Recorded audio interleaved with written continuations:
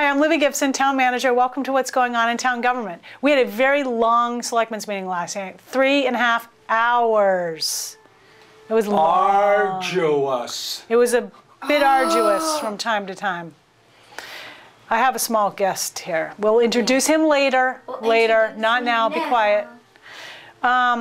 We had a number of announcements. The health officer came in, Richard Ray, and he advised us of a new program that we are part of. It's a regional program where people in the community can bring in ticks to the health department, put them in an envelope, and they get mailed away to be tested. Our allotment for the testing is 100 ticks. You can also go online and get your own envelope, or I don't know if it's an envelope. I don't know if it's a special envelope or not, but you can go online and register your tick and send it in. It was really quite interesting. There will be more information on this on the town website, or call the health department for further information. Can you use the ticks that are already stuck in you? Yes. Is that what they want? Well, it was a little bit unclear because that question got asked. I think that is ideally what they want. Yeah. But I suppose there's nothing to prevent you from, if you just found a tick on you, to get it tested for curiosity reasons. But then the government will have your DNA. Well, that's a problem for some people. Anyway, we had that. Arbor Day is this weekend. Seedling giveaway at the landfill, Saturday and Sunday from 8 till noon. There's no selectmen's meeting next week. We have a lot of board, committee, and commission vacancies. My small guest is distracting me a tiny bit. What did you say? Am I supposed to speak up? He's listening to you. He's being the Be louder? Okay. I'm not going to do that. We had a quarterly wastewater update from our consultants, Woodard and Curran. That will be posted on the website. We talked about the sewer project, which, by the way, is essentially done, or will be done in May. The only thing that's going to happen next fall is the streets are going to get, the affected streets will get a final paving. What you see now is a base course of paving, a binder course, and it's good for now, but the final paving will happen in the fall. We're getting spoiled with the roads like this, you know. I know. They're very nice. They are very nice until you get to certain places out of town. And for my friends who live on Hummock Pond Road, the very bad pothole near Aurora Way should be at least temporarily fixed by today. And believe me, I know there are a lot of other potholes along that road. I've driven them 2 to 3 to 4 times a day myself, and there is a little bit of avoiding that you have to do. We'll get there. The paver is concentrated in the sewer project area at the moment and getting things ready for Daffodil Weekend. We will get there. Please be patient, and thank you for your patience.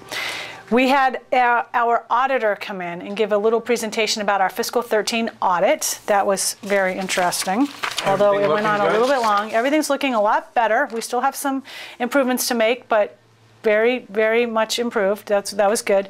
The Coastal Management Plan Work Group chairman came in and gave a presentation on that group's final draft plan. That took a little while. There were some questions about it, and the board, I think, will be talking at a later time about implementing the recommendations of the plan. What else do we have? We had 2 HDC appeals, but fortunately for all of us, they were continued to May 7th. We had 2 other public hearings. One to establish rules and regulations for town-owned cemeteries. This has been an ongoing project for quite a while, and I commend the Cemetery Commission for getting it done, particularly, well, I don't want to single anybody out, but Alan Reinhardt, the chair, has been instrumental in getting these regs to fruition, and the other members as well, so thank you, everybody. Also, we had a public hearing to establish regulations for the use of town pier and mooring permits. Now, this got a little bit complicated because one of our problems is we have a bylaw and we have regulations, and they don't always entirely mesh because the bylaw is pretty old. It was established quite a while ago. So it needs to be sort of overhauled, and the regulations that the board was considering adopting really were meant to put in place practices that are already happening, or confirming the ones that aren't supposed to be happening. it got a little bit complicated with fees and use of moorings. I think it pretty well got straightened out at the end, and there was some public comment about them, and I think that public comment was taken into consideration, and some wording changes were made by the end of the meeting. And those regulations were adopted. So does the town own the moorings, or No. the seabed that they sit on? Correct. Okay. The town owns the property, and the mooring permit holder owns the actual mooring, or a mooring company.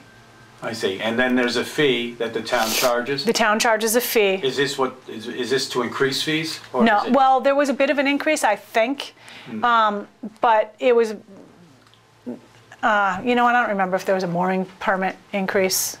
There were some increases with the use of the town pier commercial slips. Oh, I believe. see. Yeah. Anyway, this is all going to be advertised in next week's paper, and they'll be effective there. We had 2014, fiscal year 2014, third quarter reports from 3 enterprise funds: the Island Home, the Sewer Enterprise Fund, and the Solid Waste Enterprise Fund. And we had a discussion about a proposed fast ferry shuttle, which is going to happen. We've been discussing this for a couple of months now. We have a very, well, how shall I describe him? A very dedicated and action-oriented citizen, Mark Snyder, who also owns